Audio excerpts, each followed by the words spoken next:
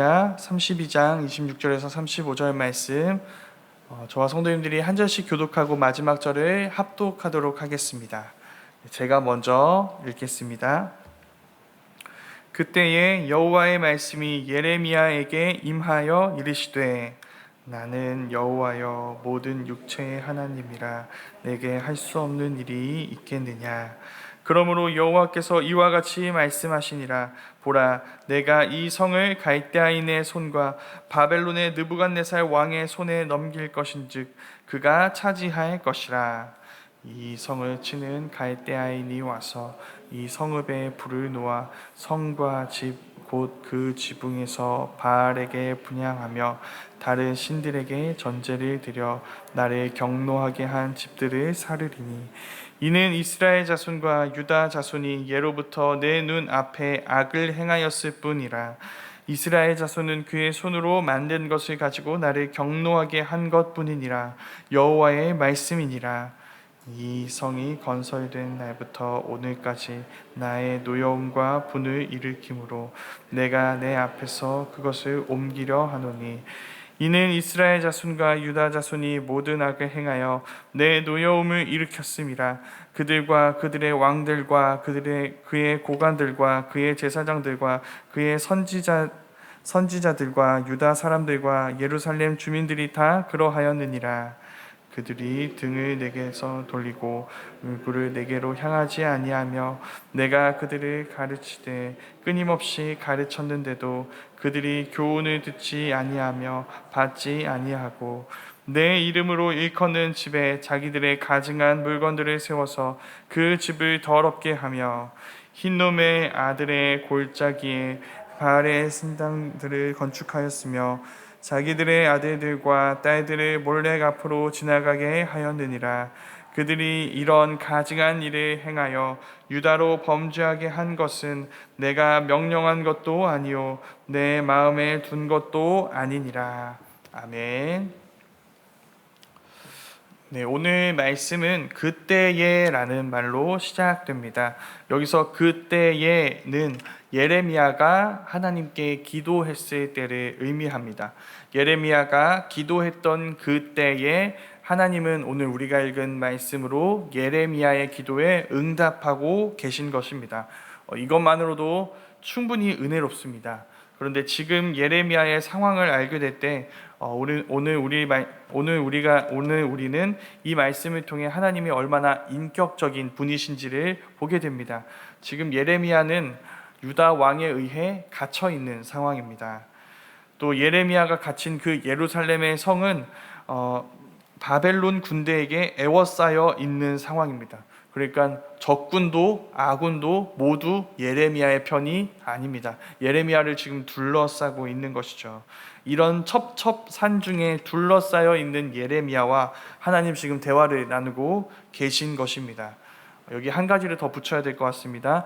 당대 어느 누구도 아닌 오직 예레미야만 하나님과 소통하고 있습니다. 그럼 우리는 묻게 되죠. 지금 예레미야는 위험하다고 할 수 있을까요? 그가 갇혀 있다고, 그러니까 자유롭지 않다고 말할 수 있을까요? 그렇지가 않습니다.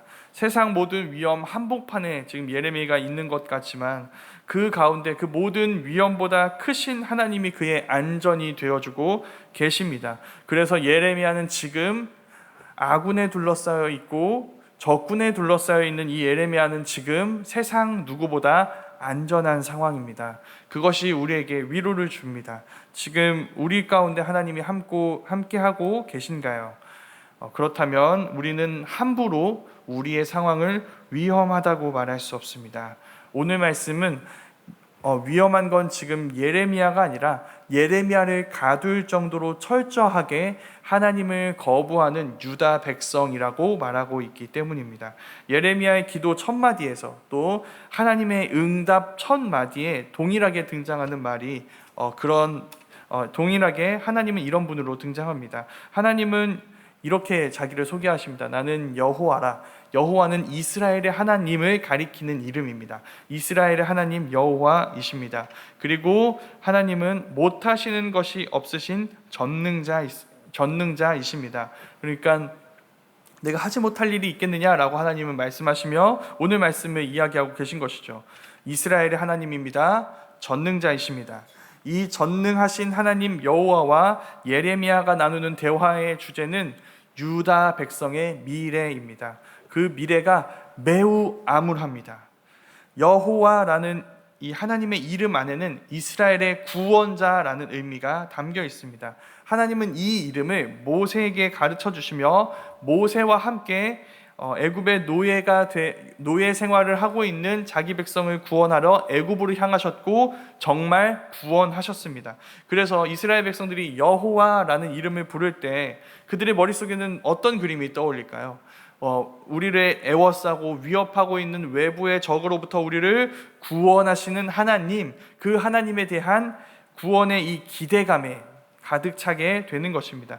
그때 애굽을 물리치고 우리를 구원하셨던 것처럼 하나님은 이 바벨론을 물리치실 거야, 우리를 구원하실 거야 라고 기대할 수밖에 없는 것입니다.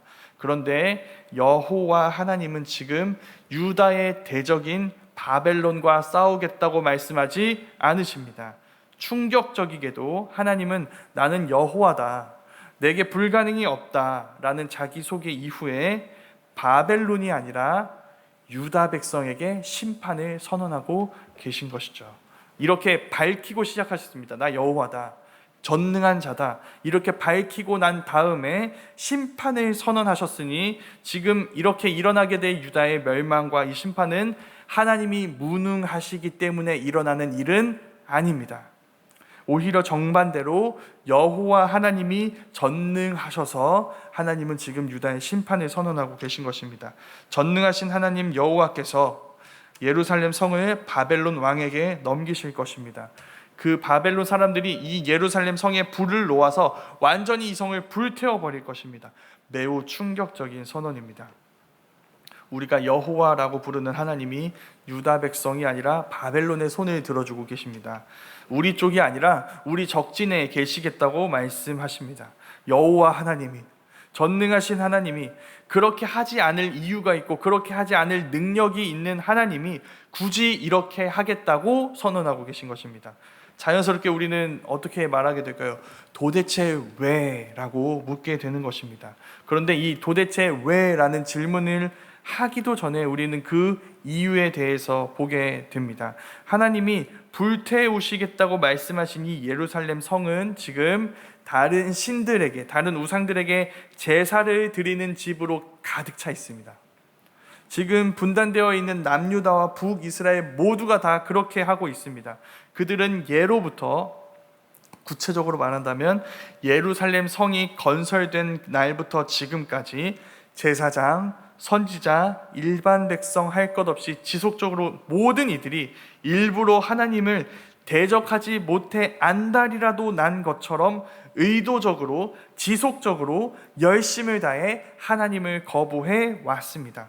하나님이 그런 그들을 멈추시기 위해 노력하지 않으신 것이 아닙니다. 계속 선지자를 보내셨습니다. 끊임없이 가르치시고 또 가르치셨습니다. 그럼에도 그들은 하나님께 등을 돌리고 굳이 우상을 세우고 굳이 자기 돈을 들여가며 그 우상에게 드리는 제물로 자기 재산을 바칠 뿐만 아니라 자기 아들을 불에 태워 바치는 것을 오늘 말씀이 이야기합니다. 이 말씀 앞에서 우리는 뭐라고 얘기하게 될까요? 우리는 이런 죄를 짓지 말아야겠다라는 문장으로 우리의 묵상을 마칠 수가 없습니다. 어떻게 이럴 수 있는가? 그러기에 이렇게 말하기에는 우리 이렇게 죄를 지으면 안 되겠다라고 말하기에는 유다 백성이 너무 열심히 죄를 짓고 있습니다. 무슨 이유 때문일까요? 왜 그들은 다른 누구도 아닌 여호와 하나님, 그들의 과거와 현재와 미래까지도 완전히 바꿔놓으신 그 하나님께 왜 이렇게까지, 어느 누구 할 것 없이 왜 이렇게까지 악을 행하고 있는 것일까요? 오늘 말씀은 여기에 대해 어떠한 이유도 말하지 않습니다. 왜 말하지 않을까요? 이것마저도, 그러니까 유다 백성이 죄를 짓는 이유에 대해 언급하지 않는 이유 역시도 말하지 않고 있어서 우리는 그 이유를 알 수가 없습니다. 근데 우리가 말할 수 있는 것은 이것입니다. 성경은 우리가 이러이러해서 죄를 짓는다라고 이야기하며 우리의 죄에 어떠한 정당성도 있다 얘기하지 않습니다. 죄인들의 죄에 대해 변호하지 않습니다. 이런 이유 때문에 이러이러해서 죄를 짓는다. 죄를 지을 수밖에 없었어. 그러니까 이렇게밖에 할 수 없었던 어떤 이유가 있는 거야 라고 말하며 죄인들을 변호하지 않습니다. 죄는 죄입니다. 다른 이유는 없습니다. 그건 유다 백성도 예외가 아닌 것을 오늘 말씀이 보여주고 있는 것입니다. 그들에게 선지자들이 죄를 지적할 때마다 그렇게 하면 안 된다, 그러면 망한다 라고 할 때마다 이들이 보험처럼 꺼내든 것이 있습니다. 먼저는 성전입니다. 성전. 우리에게 하나님의 집이 있다. 온 세상의 창조주 하나님의 성전이 있다. 근데 어떻게 우리가 망할 수 있겠느냐. 두 번째는 다윗 언약입니다. 다윗 언약은 이런 것입니다. 하나님이 다윗 왕의 계보가 끊어지지 않을 거라고 약속하셨습니다. 그러니까 늘 우리에게는 왕이 있을 것입니다. 우리의 주권을 빼앗기지 않을 것입니다. 이 다윗 언약 때문이라도 우리는 망할 수 없다. 그들은 그렇게 이야기했던 것이죠. 그러니까 지금 하나님이 그들에게 주신 이 엄청난 선물이 성전과 다윗 언약이 그들의 부적처럼 되어버리고 말았습니다. 이것이 있으니 망하지 않는다라고 부적처럼 그들의 죄를 정당화하는 수단이 되어버리고 만 것입니다. 그래서 우리의 시각을 교정할 필요가 있습니다. 기억해야 합니다. 하나님의 선물은 우리가 죄를 지어도 되는 이유가 아니라 죄를 떠나야 하는 이유입니다. 죄를 따라도 되는 이유가 아니라 하나님을 따라도 되는, 신뢰해도 되는, 하나님을 그렇게 신뢰하고 따라야 하는 이유가 바로 하나님의 선물입니다. 하나님은 이 선물을 주셔서 우리를 죄에서 돌이키기 원하십니다. 죄가 줄 수 없는 것을 우리에게 주기 원하십니다. 그러니 죄를 떠나라고 말씀하고 계십니다. 그래서 이 선물들은 하나님이 나를 따라도 된다, 나의 백성이 돼도 된다, 그 백성이 합당하게 살아야 한다라는 이 부르심, 이 초청과도 같다는 것을 오늘 말씀이 이야기하는 것입니다. 이 초청은 하나님의 백성은 살아도 된다, 너희는 나와라, 내게로 돌아오라 라는 이 초청은 이렇게 너무 무서워 보이는 오늘 말씀의 이 심판 선언에도 담겨 있습니다. 예루살렘 성이 세워지는 날부터 너희는 악을 행했다 라고 말씀하시는 이 말씀 무슨 의미일까요? 지금 예루살렘 성이 세워진 때부터 지금까지 이어진 유다의 역사는 곧 하나님의 인내의 역사라는 것을 보여줍니다. 하나님 다 보고 계셨어요. 끊임없이 말씀하고 계셨습니다. 기다리고 또 기다리고 계셨습니다. 그 모든 것들이 좌절되었을 때 하나님은 분노하십니다. 그런데 이 분노 안에는 사랑과 기대가 담겨 있죠. 그래서 아픔이 담겨 있습니다. 우리는 우리가 사랑하지 않고 기대하지 않는 이들의 공격에 절대로 아파하지 않습니다.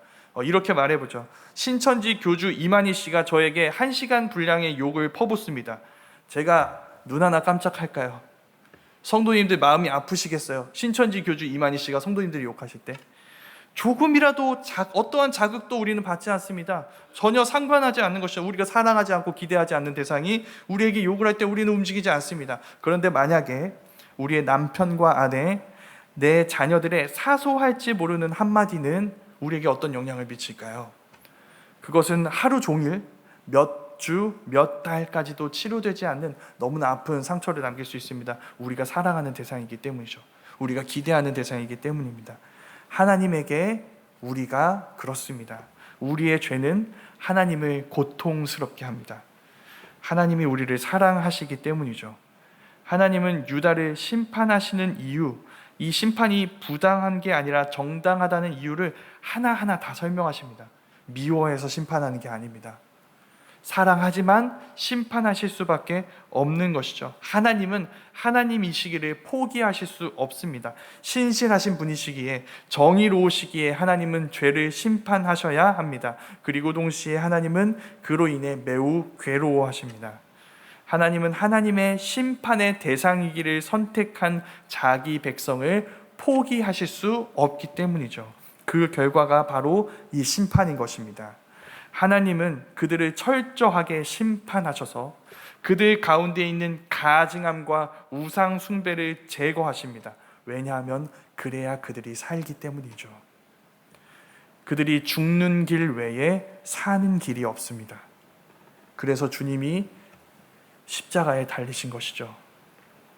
우리의 옛사람을 죽이심으로 우리를 새 사람으로 살리시기 위해 예수님은 우리의 옛사람과 함께 십자가에 죽으시고 부활하셔서 우리를 새 사람이 되게 하신 것을 우리는 십자가 앞에서 보게 됩니다.